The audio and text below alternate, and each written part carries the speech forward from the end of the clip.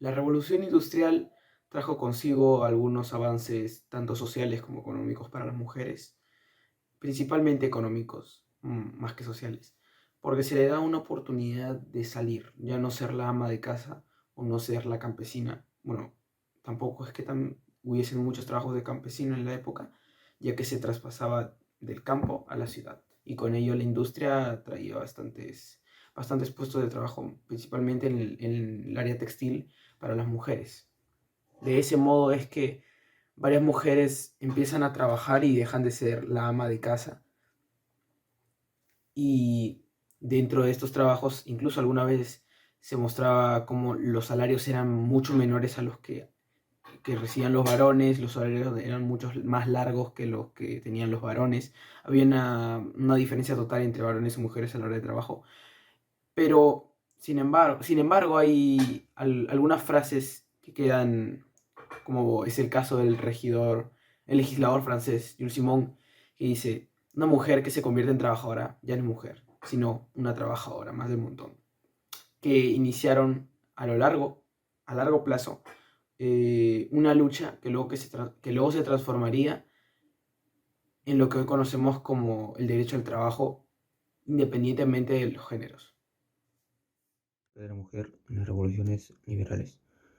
Bueno, como revolución liberal se podría decir que es un despotismo de las monarquías absolutas hacia una soberanía nacional que contribuye en lo político y esto busca igualdad de los derechos de los ciudadanos. Por ejemplo, a lo largo de la historia, muchas revoluciones liberales se han dado, muchas revoluciones a favor de los derechos del pueblo y de las personas para que haya menos desigualdad y en estas revoluciones han participado varias mujeres que querían su propia libertad, tales como en la Revolución Francesa encontramos mujeres como Thérèse de Méricourt, Charlotte Goday, Olympe de Gouges y Madame Tallien, mujeres que actuaron y lucharon con una intensidad hacia lo político por la igualdad de los derechos humanos. El rol de la mujer burguesa estaba estrechamente vinculada al ocio, así como a la práctica de la fe y caridad. Vivían en una clase de oro, tenían una vida con pocas preocupaciones, y sus primeras actividades de ocio estaban montar a caballo, ir a zoológicos, ir a jardines botánicos, ir a parques o dar caminata con alguna compañera. También solían ir a fiestas, pero siempre acompañada con un varón. Todos sabían leer y escribir, también sabían tejer, pintar, cantar o tocar algún instrumento. Nunca trabajaban fuera del hogar, ya que si lo hacían eran mal vistas. Siempre iban bien vestidas y maquilladas a todas partes. No podían leer la prensa política y tampoco podían acompañar a sus maridos en sus reuniones. Fuera del hogar, la mujer burguesa era la encargada de tejer una red de relaciones sociales para alcanzar una posición más alta en la colectividad social. Gracias. Bueno, voy a hablar sobre el tema la educación de la mujer.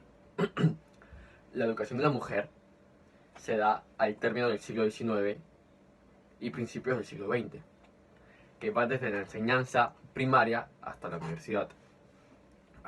Pero si hablamos de igualdad, la cosa cambia, ya que hasta la actualidad hay una lucha constante sobre la igualdad de género que hace la mujer. A lo que lleva a la noticia.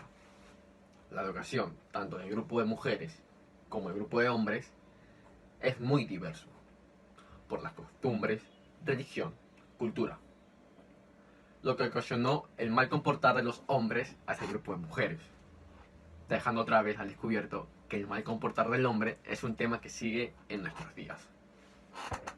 Bueno, yo hablaré sobre la mujer en movimientos sociales. Ya desde la revolución de 1789, la mujer empieza a participar más en luchas revolucionarias. Eh, Crean, por ejemplo, algunas asociaciones con el fin de exigir que se cumplan los derechos de la mujer. Uno de ellos es creado por Claire Lacombe y Pauline Léon en 1793, que se llamaba la Sociedad de Mujeres Republicanas Revolucionarias, que luchaba por los intereses y los derechos de los pobres. En la Comuna de París es donde se registra mayor número de personas, mujeres, en una lucha revolucionaria. Para entonces las mujeres carecían de derechos eh, y bueno, se veían sometidas sobre sus esposos o sus padres. Pero fue durante la Comuna también de París que estas tienen como un mayor protagonismo. Por ejemplo, estaban fabricando armas y municiones, uniformes para los soldados, algunos le llevaban los alimentos a los soldados y ayudaban en hospitales improvisados. También se crearon organizaciones propias con el fin de que se respeten los derechos de igualdad. Y básicamente eso es lo que buscaban las mujeres durante la Comuna de París, que, que lucharan por una conquista de una república con igualdad de derechos. Sufragio, o más conocido como voto de la mujer, que hoy en día parece algo común y cotidiano, antes no lo era. Es por ello que en este video les voy a explicar algunos puntos claves que llevaron para que esto se pueda hacer un derecho. El primero sería las elecciones de 1918, que fueron en Gran Bretaña, donde por primera vez las mujeres pudieron dar por el derecho de voto, aunque solo eran aceptadas aquellas mayores de 30 años, mientras que el voto masculino se amplió para mayores de 21 años.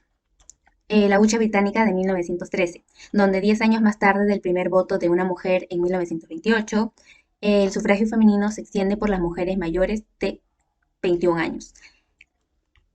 Algunos países que lograron el derecho de voto de la mujer. En Australia se logró el derecho de voto de la mujer en 1902, en Finlandia en 1906, en Estados Unidos en 1920, en Rusia en 1917, en Reino Unido un año después, 1918, en Ecuador en 1929, mientras que en nuestro país se logró el derecho de voto de la mujer en 1956. Hoy en día se cumple un año aproximadamente de la llegada de los talibanes a Afganistán, llegada que causó la pérdida de bastantes derechos humanos, principalmente a las mujeres, quienes perdieron derecho al voto, derecho a trabajo, derecho a poder vestirse sin tener que cubrirse, derecho a la educación en muchos casos. Lamentablemente, en pleno siglo XXI siguen sucediendo, principalmente en Oriente, actitudes tan discriminatorias hacia cierto sector que en su momento luchó para conseguir los derechos que tienen hoy en día y que deberían seguir siendo respetados porque ellas, al igual que los varones y cualquier otro tipo de persona, son seres humanos.